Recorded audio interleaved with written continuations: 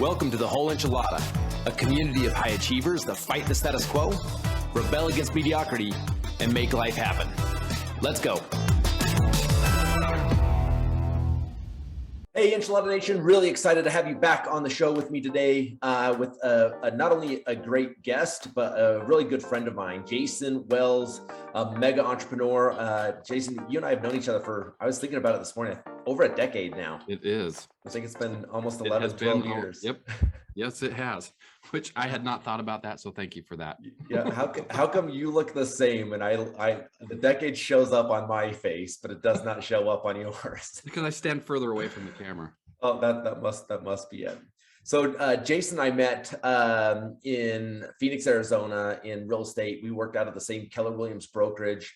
And I was immediately attracted to Jason and his partner, Chris, at the time, in the fact that they were young, hustling entrepreneurs, thinking outside the box. It's very similar to how I think and feel. They didn't have one thing going, they had multiple things going. Jason's an attorney, a phenomenal real estate agent, and has a great team. Now leads a huge Keller Williams office in the Phoenix market. And the list goes on and on. But one of the things that's always impressed me about you, Jason, and very much in alignment with the Whole Enchilada message, is family is a critical priority for you, which I love. And I think a lot of people in our community know that what we do in the business world is to serve a life by design, which includes other people. So I honor you for that. What else should our listeners know about you before we jump into our topic of conversation today? I think for me, it's that everything I do is because I believe I'm put in here to be an instrument from God to help his children. That's what I believe. And that's what I feel in my soul, is how it is that I can help others develop their best self. And part of that for me is, like you said, is being a dad. My wife and I are going to celebrate 20 years in the summer. We've got 5 kids. It keeps us crazy, and really my family it's both my family and like my leadership team operate as my family, and it's what can I do to help build their lives, help them live a better life. And anyone that I come in contact with, it's I want to find ways that they can be impacted, that find what it is, what's that one little thing that they need to help them live the life that God put them here for. I love that. And I know this isn't our topic of conversation, but I want to go a little bit deeper on that for a second with you. It's interesting. You walk into Barnes & Noble, you pull up Audible, and it gives you categories. There are books and volumes written on self-development, self-growth. And I love that you've identified part of your personal mission vision is not self-development, it's other people development. Yes. And you don't walk into Barnes & Noble and see a section on how to develop other people, right? I mean, there's obviously some books on coaching and things like that. But just out of curiosity, what was that kind of trigger in your world or in your entrepreneur journey or your life journey where you said, it's not about just developing me. It's about, like the way you put it, is actually a feeling like it's your calling to be on earth, to develop and help other people grow. Was there some specific circumstances in your world that kind of made you go, that's what I'm about? That's what I got to focus my efforts on? That is an incredibly good question, Marcus. And I was about 3 or 4 years into the business, and I'm trying to figure out, like, what's your why? People talk about what's your why, and I'd read Start With Why, fantastic book, right, from Simon Sinek. I've read it multiple times. In fact, I go back to it as that reminder of why I'm here. And it started out with when I got into my business journey, as my why was my family. And as I really explored that, I found that was actually kind of surface level for me. So my question was, well, why is it my family? And as I explored the why is it my family, I got deeper. It was like, oh, because I want to help and I want to give them. But I felt like there was more as I was working with my team, and I would spend more time with my agents, and people would ask, like, why do you spend so much time? Why do you care so much? I'm like, I don't know. I care because I care. What do you mean? I don't know how to answer that. And so it was through that process of developing, my own internal vulnerability that I do this because I want to impact others. and that it's not my family. So I felt a little guilty in like changing my big why, being like, no, it's not my family. Yeah. My family is a part of that. If I'm impacting others, I'm impacting them. They're a part of that. But the real why I'm here is that. And the key piece to it, Marcus, was I was doing some scripture study and thinking about how like prophets go about, and so much what they do is for others and their calling. And I realized that my definition of my why was not clear because I had not included God in it. And as I thought about that, and I said, you know what, I'm going to put that out there for people to know, and they can think what they're going to think. It's none of my business.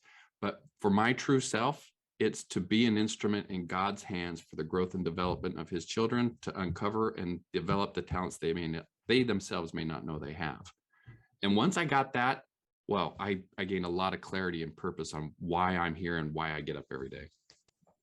Man, I thanks for sharing that with me. It was I think a lot of our listeners, just so you guys know, we did not script this at all. No. I've told that story like almost verbatim about me, that my first week at Keller Williams, someone taught a class on the big why, and I was like, oh, okay, that makes sense. And someone in the room, they said, does someone in the room have a big why? Someone raised their hand and said, my family's my big why. And me being a high D was like, I love my family. I like the idea. I guess my family's my big why. And it was for some element of a time until I was like, there's more to this. There's a deeper drive to this. And that's where I flushed it out. And same aha I had is my family is not my big why. It's a big part of my big why. Yes. But one of the ahas I just took away from that though is I love the fact that you're so clear on including God in your big why. And I think that particularly the world we live in, I think speaking about religion or deity is almost a taboo topic. Like we're so scared of offending other people. And I don't understand why that is. We can still honor how people worship or how they choose to worship or how they view God in their lives, but but I don't think we need to shy away from our own beliefs around that. And I honor that. Yeah, that's pretty awesome. Thank you. All right, well, let's jump into our topic of conversation today, which is consumer behavior.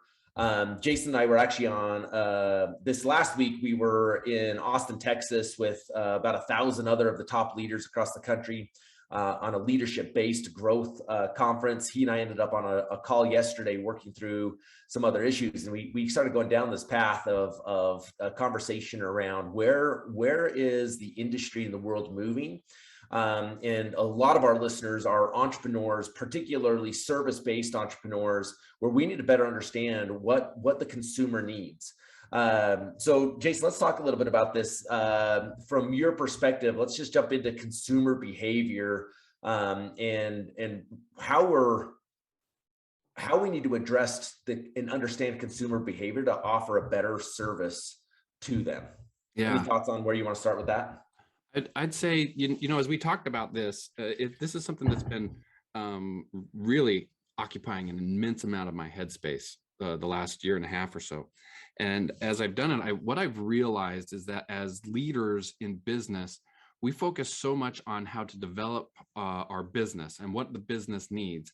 And it's almost, at least for me, I have found that the consumer has become almost the afterthought of that. Now now you may hear that initially and say that I don't, what do you mean that I do this for the consumer? What I mean is that we have our own preconceived notions of this is how it's going to go. And I'll give you an example. Real estate agents, right? Real estate agents, they tell you about why they know the business, the process, the fact that they're the digital mayor of their area, or they're the neighborhood expert. And that's the reason you should work with me. That's my value. They demonstrate their value, which is correct. You need to demonstrate your value. The problem is value is only value to the person receiving it. So if the consumer doesn't think it's valuable that you are the neighborhood quote unquote expert, or that you know the process really well, or that you'll answer your phone at all times of the day, including like 11 o'clock at night, 1 in the morning or whatever, those of you out there doing that, knock it off. Yeah, right. That's the consumer actually doesn't care about that. They don't. But if you give it to them, they're going to take it.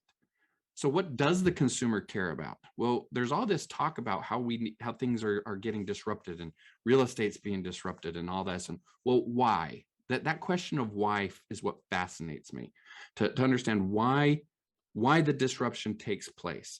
And it's more than just the evolution of technology that causes that to take place.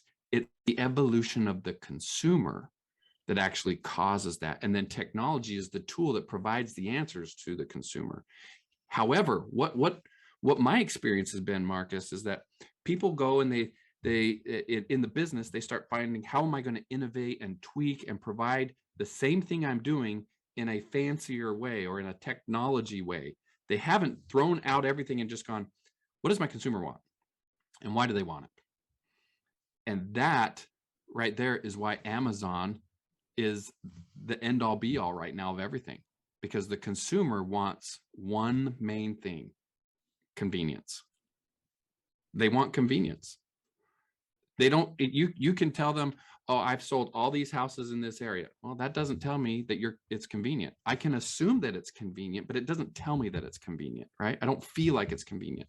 You can say that I have this greatest process, and my people take care of you, and I'm available to help you out. And that's anytime something comes up. What do you mean? Something's going to come up, right? That's what the consumer says. What do you mean? Something's going to happen. So that certainty. When we look at what happened during COVID, this for me was where it really highlighted it. This is where my eyes were really open to what the consumer is after. And it seems very simplistic, though, to say convenience. Well, when you get to convenience, that's what the consumer wants, you have to start breaking down, well, what is convenience, right? And again, it's different to a lot of people. But when you look at what happened through the shutdown of everything, the thing that people needed was stuff to be convenient, where they couldn't access it. Where was I going to get it? How do I find it? When can I get it? Right? All these things became really highlighted. And in real estate, the question to me started being, well, how do you provide this convenience? What is this convenience? And I was trapped in this value cycle. Okay, how do I provide more value? How do I enhance the experience, make it a better consumer experience? What I was missing was that the consumer wasn't really asking for the experience. The consumer looks at every one of the real estate agents or every attorney or every mortgage officer, insurance person, whatever it is you do. There's a certain level of what you provide that they view it as a commodity. That's just expected. Yeah, well, you should know the area. You should be able to help me get a good deal. You should be able to get me the best prices. You should be able to do this. That's your job. And so the consumer sees that not as a value distinguisher, but as really the great equalizer. And how do you differentiate yourself if you're in a room with your colleagues and every one of you is saying your value is the same thing? I know the process. I answer my phone. I take care of you, all that. Every one of you saying the same thing. What it's left is for the consumer to say, well, I trust or like or feel better with whichever one I pick. How is that going to help me build and scale a business? It's not really. So I said, well, why are these disruptors, particularly in the real estate space?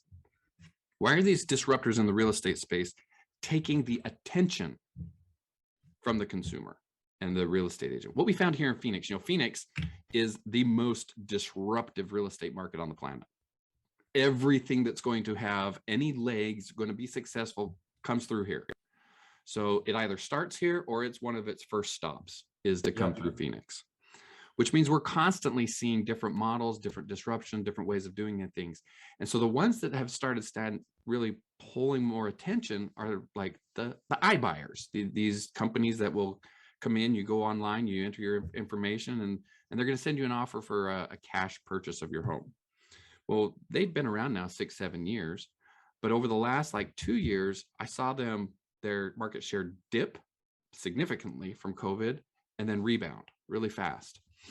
And the reason hope I'm not rambling too much here, Marcus, but the reason I started seeing that this was happening was that they had an offering to the consumer. And that really is the conceit, the key is an offer.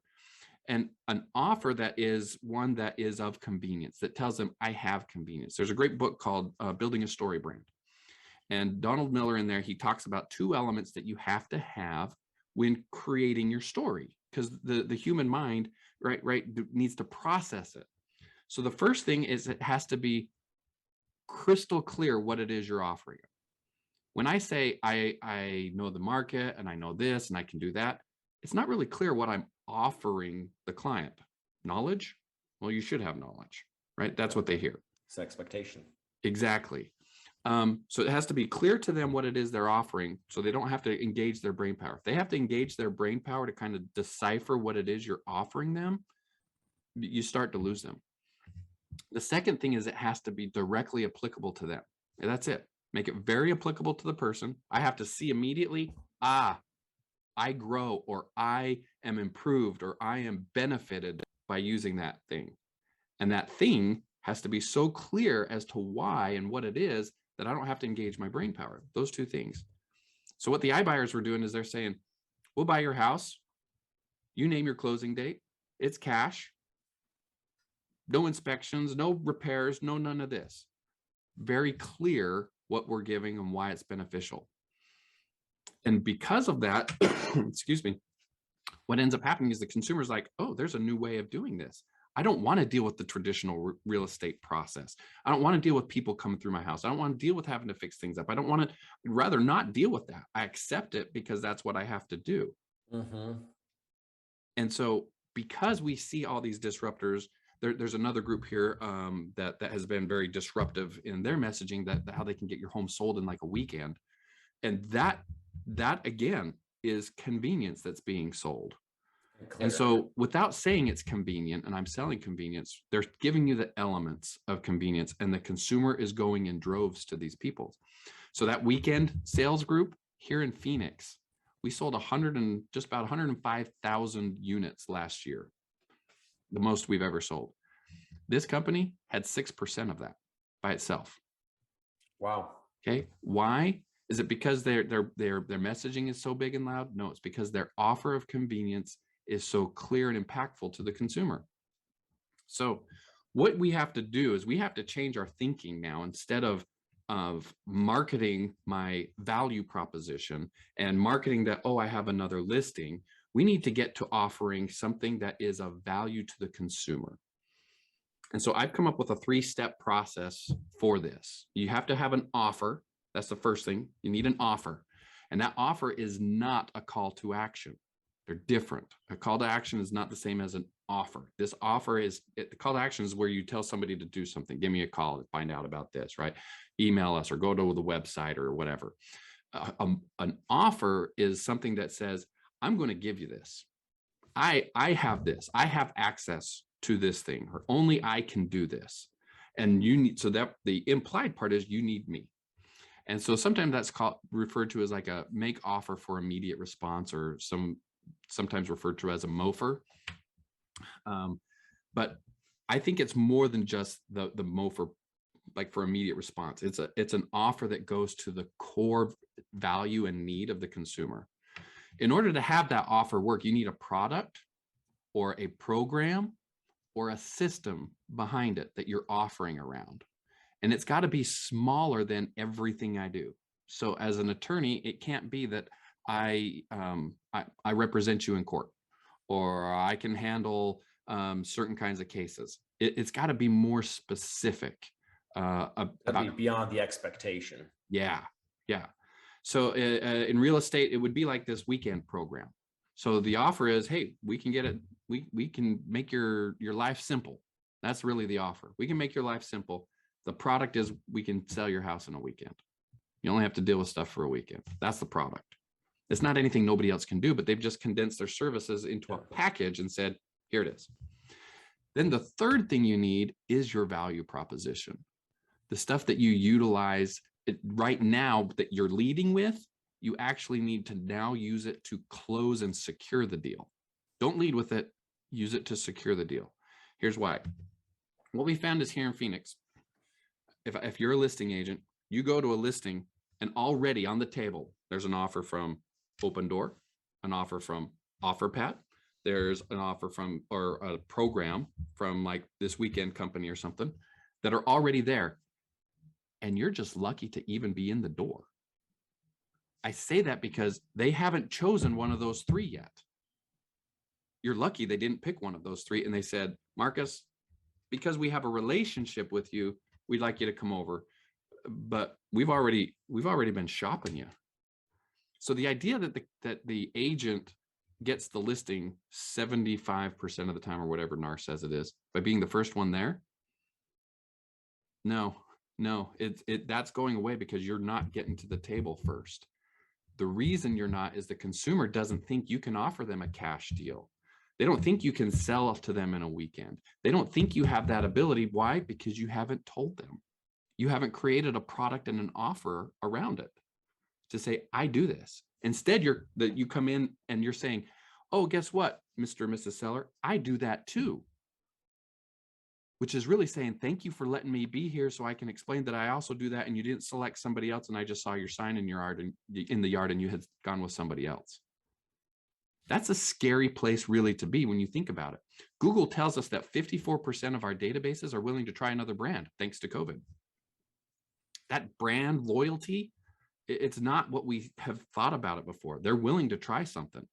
They want something new. And in fact, through COVID and other things that were forced into mainstream, things like Instacart, things like Uber Eats or Postmates or DoorDash, right? All these things that were forced into the main QR codes that were forced into the mainstream, the consumer now has adopted that as part of their behavior.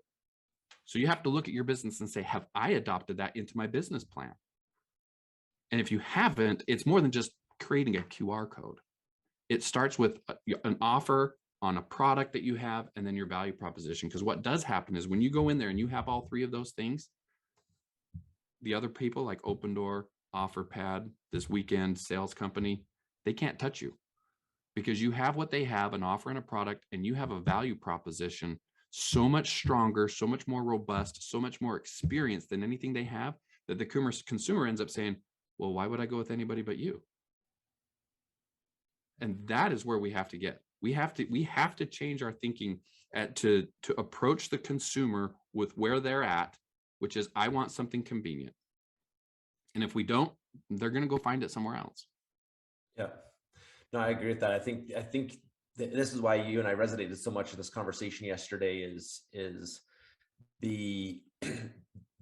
our opportunity is to change our mindset to better serve the consumer. Mm-hmm. I think about it as like, we've all had that kid in our house that we're trying to force feed broccoli to. We know the broccoli is good for them, but still in their mind, the more we try to force feed it to them, the more they're going to actually push it away. Right. Right. That's and right. I think a lot of us are approaching our businesses right now like, we have to do more, we have to do something different, and we're on our side of the table, we're creating more, and those things may actually be of value to the consumer, but if it's not what they're asking for, then they're actually going to push away from it. Right. That's exactly right. So that we've for so long we've talked about how important the relationship is in business, and I'm still a big proponent that relationship is critical in a relationship. But Agreed. But what it used to be is I think it used to be that the relationship out trumped convenience. People would be more willing to say, yeah, we'll jump through these hoops with you because we have this relationship. Yes. And now that's where it's flipped, is convenience out trumps relationship. But where I think the relationships comes in queue is if they look at those 3 or 4 different options and they can see convenience in all of them, the relationship could be the outweighing piece of like, right. Oh, I can still get the convenience and the relationship. It's the deciding factor. It's the deciding factor. Right. That's why it becomes your closing power, your closing superpower really is the relationship that you have with them. The relationship and your value proposition is your closing superpower to secure the deal. Yep. You don't get to close the deal if you don't get to the table. Yes.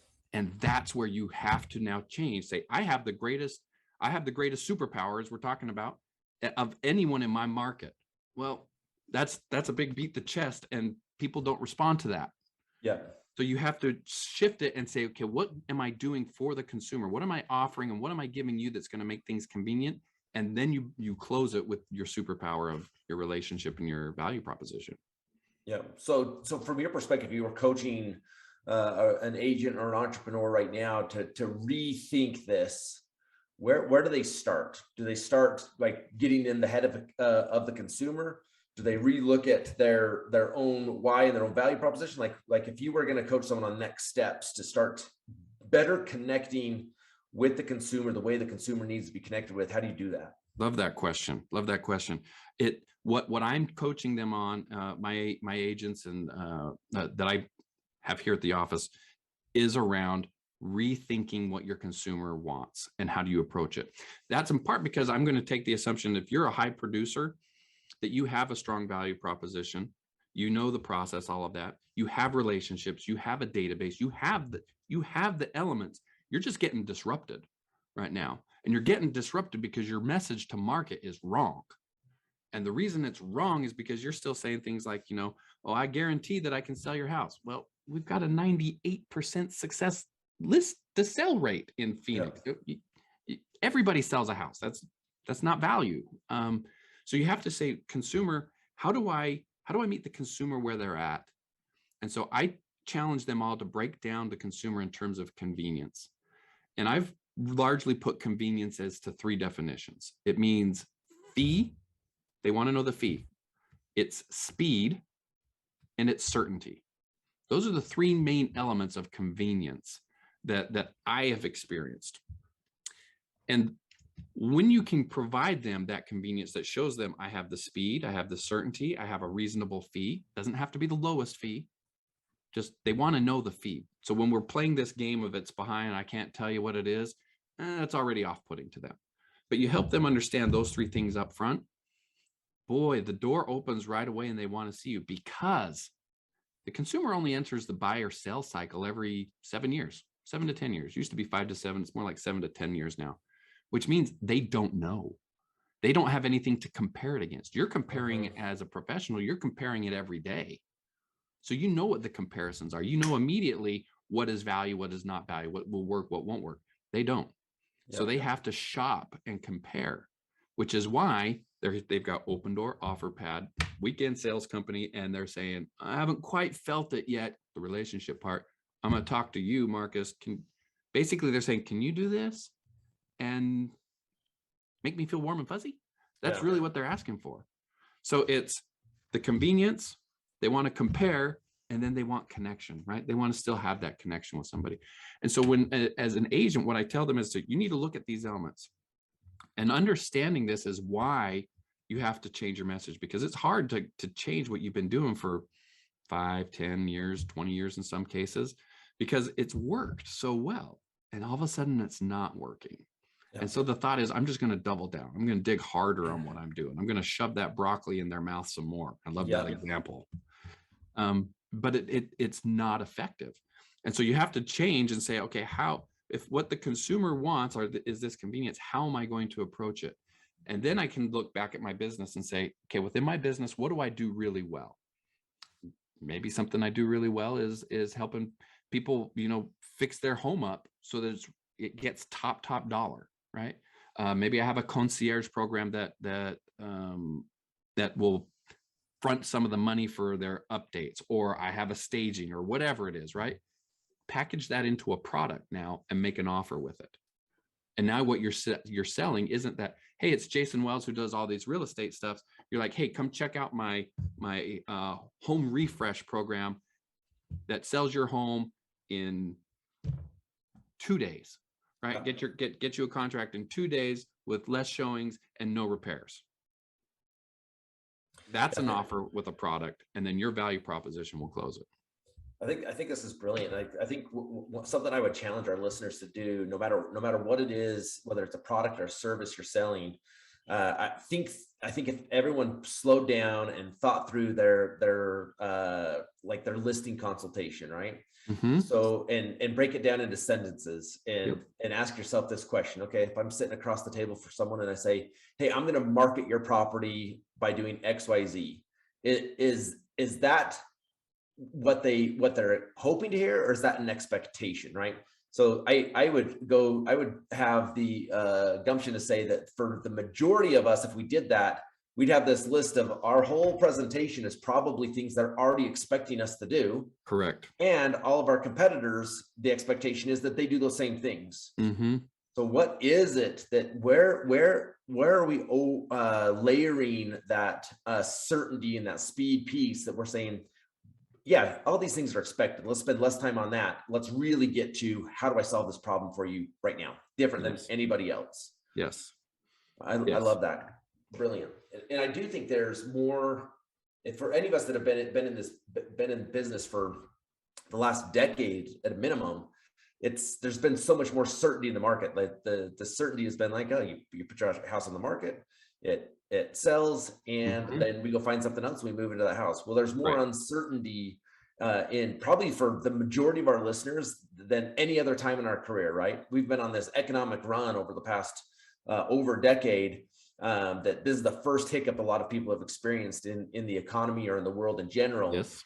And it's time for some innovation, recreation, but not getting overly creative that it's not clear on what we're providing.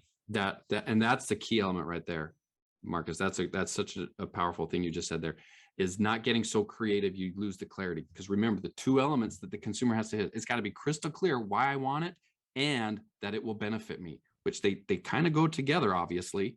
But those are the two elements. If I, as a consumer, engage any brain power trying to decipher why that matters to me, you lost. It wasn't clear enough. Yeah. You've got to get crystal clear. And you may be saying out there, well, I don't have a this or I don't have a that. Stop thinking that.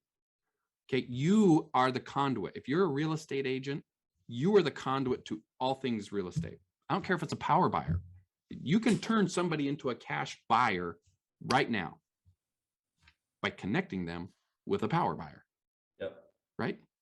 You can help somebody sell their home for cash with no showings right now by connecting them with an iBuyer, because the iBuyers will work with you. And that's another thing, Marcus. Those out there who have not embraced the iBuyers yet as a part of what you're doing, let me suggest this to you. You're violating your fiduciary, because you are not even giving them the option. You're looking at like Open Door as like the big bad wolf, and they're trying to come and take away your business. Where that, even if that's true, your job is to match the needs and wants and interests of your consumer with what they are looking for. That's what you're supposed to do. You're supposed to find the most convenient path and highest return for them. And that sometimes actually is these iBuyers. We're seeing here in Phoenix, we just actually had a deal we put under contract, market value $525. You run the comps, it's $525 all day. We got a 603 offer from one of the iBuyers. 603. We went through the inspections. Oh, they're going to cut everything down during the inspections, right? No, it went up 10 grand. After the inspections, they increased their offer to 613. Wow. So don't tell me that that it would have been okay for me to have just ignored the iBuyer in that case, because my client would not have been served. And that would have been a violation of my fiduciary. So finding how you embrace them, and these iBuyers will work with you. Did you know Open Door will pay you an extra 1% if you bring it to them? So you have whatever you have on your listing agreement, and they pay you a bonus of 1%. So they want to work with you. It's just, we have this idea that they're out there trying to take us out. But what if you became the conduit? And when you go to a listing, part of your value out there is you're telling people, look, I provide you all the options. I'm the source for all options out there. Okay. I can do it. You know, Marcus can. And that's your slogan. Marcus can, whatever it is, right? Marcus can.